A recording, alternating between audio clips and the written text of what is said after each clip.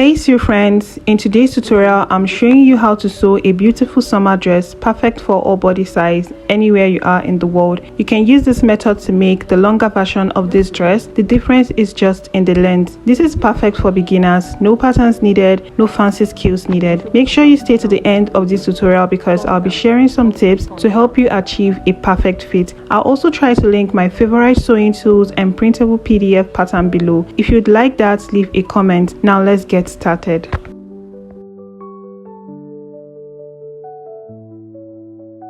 This is the fabric I'll be using during the course of this tutorial, and the best choice of fabric to use is a lightweight floral print just like what I have here. What I'm using for this tutorial is 2 yards because I'm making the short one. If you're making the longer version, you might need 3 yards or even more depending on your body size and how tall you are. These are the tools I'll be using for this. Now let's proceed to fold our fabric.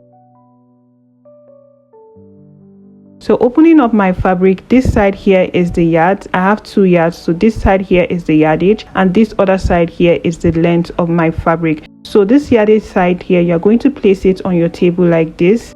We'll be folding our fabric in a bias form. You're going to pick your fabric from the length here and you're going to fold it to this side. You can see exactly how I'm doing that. This is how to fold your fabric in a bias form. Use your pin to hold this together just like I'm doing here because this fabric moves around a lot and you don't want that. After pinning it down, make sure you give this a good press so it stays in place.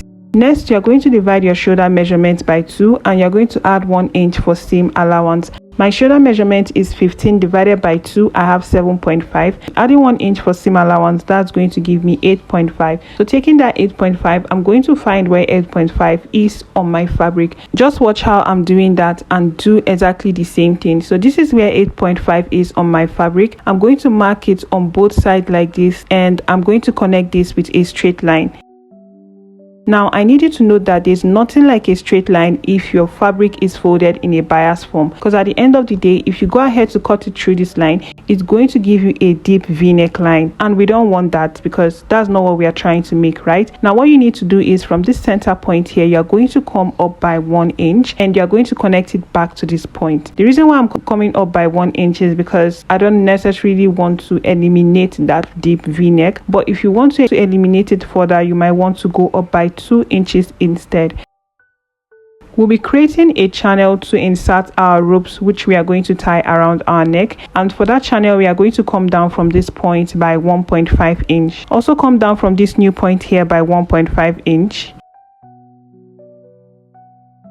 You're going to connect it together like this.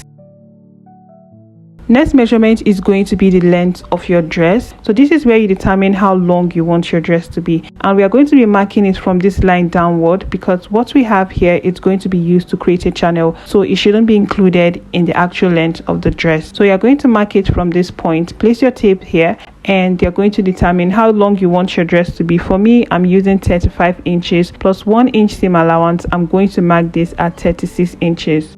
Now you're going to mark this measurement all around your fabric, and there are 2 ways to do this. It is either you place your tape there at the peak of your fabric or at the tip of your fabric, and you are going to take what you have all the way to the point you marked, and then you're going to place your tape at the top of the fabric and mark it all around just like I'm doing here. So this is just me placing my tape at the tip of my fabric and marking down that measurement all around. Or you can place your tape at that initial line that we used and mark the measurement all around. I'm sorry that that line wasn't showing. I didn't know it wasn't cut in the camera, but you know the line I'm talking about. So this is all going to give you almost the same line or close. Mine is giving me the same thing, so I'm just connecting it together like this. And that is it for the front. You're going to go ahead and cut it along this line here. This is going to be to create the channel for your rope, and then we are going to cut it at the length. I realized that this was a bit longer than I actually wanted it to be, so I'm going to go up from the actual line I drew by about 1 inch and I'm going to cut it through. After cutting this out, we are going to use this to cut out the back, and to cut out the back first we need to mark where our waist measurement is on the front. Not necessarily the waist measurement, just where you want the back to start. So for me, my natural waistline from my shoulder to the back waist is 15 inches, but I don't want you to start at the 15 inches, so I'm going to add 1.5 inch to that. So I'm going to mark 16.5 inches instead. This point is where the back is going to start, so this depends on how deep you want the back to be. I'm also going to mark it on this other side. After marking that, we are just going to keep the front aside. Bring in the remaining pieces of your fabric and you're going to fold this in a bias form just like you did for the front. Pin it down and press it to keep it in place.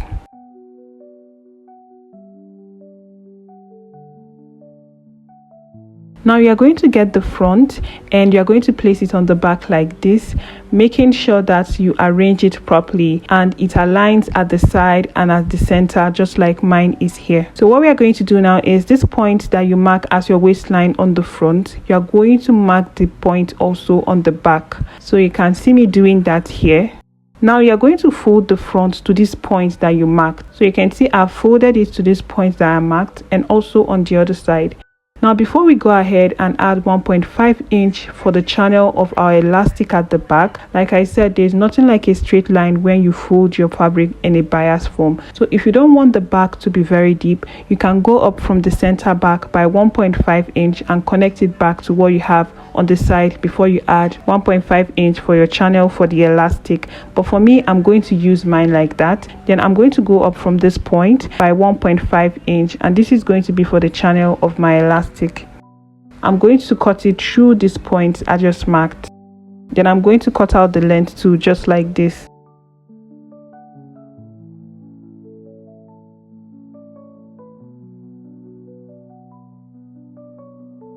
So after cutting this is what we have here. So I'm going to open up the back for you guys to see what I was talking about. You can see that my back is deep towards the center. This is what I wanted, and like I said, if you don't want yours to be too deep, you can go up by 1.5 inch or 2 inches to eliminate that. Okay, so what we are going to do here now is to create channel for the elastic band. Remember we added 1.5 inch to create channel for the elastic band, right? Now you are going to fold your fabric by half inch and further fold it again by 1 inch, and you're going to stitch it down all the way to the end to create the channel. For now on the front, we'll not be doing anything for the front. For opening up the front, for you guys to see what I was talking about, you can see that we have something that looks like a deep v neckline. Just imagine we didn't go up by 1 inch. It's going to be deeper than this and we don't want that. So that's that. And after sewing my channel, you can see what I have here. I'm going to get my safety pin and my elastic band. I'll be using this pin to insert the elastic band through the channel that I created. But first we need to determine how long we want the elastic band to be. Now there's a trick here. Okay, you have to divide your round waist measurement by 2. My round waist measurement is 30 divided by 2. I have 15. Now you can either use the actual measurement and this is going to just be there on your waist. If you want the back to drop down more, you add extra inches, thereby making the elastic longer and loose at the back. But if you want it firm, you have to reduce from half of your waist measurement about 2 inches. And for me, I'm just going to take out 1 inch from my waist measurement and I'm going to cut this at 14. Using my safety pin, I'm going to insert this through the channel that I created, and while doing this, be careful so that your elastic doesn't get lost in the channel. So I'm just going to pin it down at this point and continue inserting it through the channel.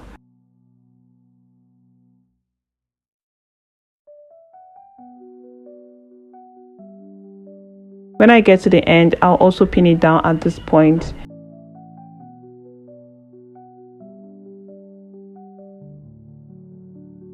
You guys can see what I have here. You can see how this is curved around this area here. Now I'm going to tack it at both ends to secure the elastic band in place. After doing that, the next thing I'm going to do here is to attach the front and the back together. And to do that, I realized I didn't notch the waistline on the front, so I'm just going to fold it, and this point that we marked here, just notch it. Open it up and placing the back right side to the front, make sure that you put the waist at this notch point here and pin it down.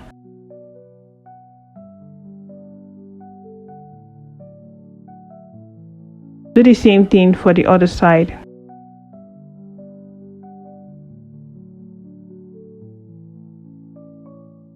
Now we are going to stitch this down using 1 inch stitching allowance.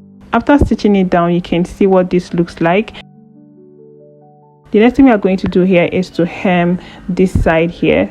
Of course, we are not going to leave it like this. So what we are going to do is come into this waistline here. You're going to come down roughly about 1 inch, fold it by ½ inch, and further fold it up by ½ inch again, more like you're trying to hem it, and you're going to stitch it down all the way through.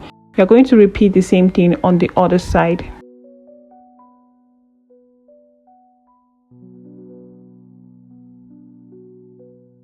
After doing that, you can see that we have a neat finish here. The next thing we are going to do is to create a channel at the top of our dress, and to do this, basically, if this is too deep for you, like the neckline is too deep for you, all you have to do is just to trim it a little to reduce how deep the neckline is. So to create the channel, all you need to do is to fold this by ½ inch and further fold this by 1 inch again and stitch it down all the way to the end. After creating the channel, this is what we have. The rope we are going to use for the channel, for this fabric I have here, I have about 30 inches. I didn't measure it, but 30 inches thereabout, and for the width is 1.5 inch. Now to create the ropes, all you need to do is to fold it in from this point and fold it in from this other point to meet at the midpoint, and you're going to fold it into two like this.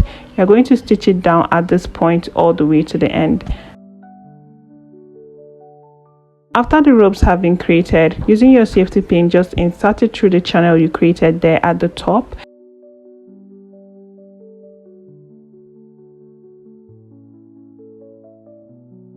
And make sure you knot the ends of the rope. The last thing we are going to do here now is to hem the bottom part of our dress, and to do that, simply just fold your fabric by ½ inch and further fold it by ½ inch. Stitch it all the way around. After hemming my dress, you can see how beautiful this looks. I've gone ahead to give my gown a really good press, and this is how beautiful it came out. I hope this tutorial was really helpful. Do let me know in the comment section. Make sure you are subscribed to this channel. Make sure you turn on your post notification. Like this video so this can get to as many people just like it got to you. Share this to family and friends who you think will be interested in tutorials like this. I'll see you guys in my next one.